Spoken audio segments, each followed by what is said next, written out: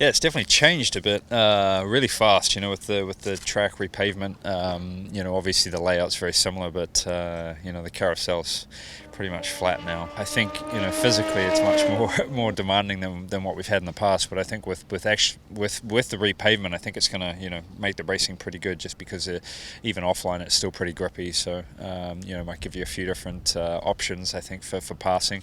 And typical Watkins Glen style, I think if you trim out, especially for the back straight, you're going to have some good speed going into the bus stop.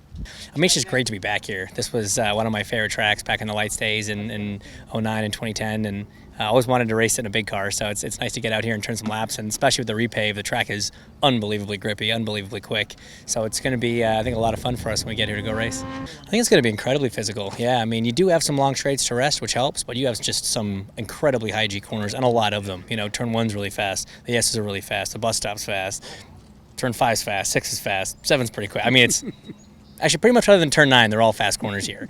So it beats you up, man. It's going to be very physical, especially on reds. I can only imagine what that's going to be like. So definitely will be hitting the weight room before we get here in end of the season.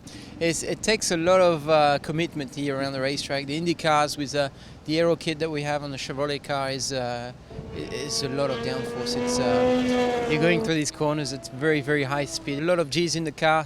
Steering wheel is very heavy. We don't have power steering on these cars, so it's a fitness in its own. And when you're out there, but it's a lot of fun. I think this is a track where you can really exploit the IndyCars to their maximum.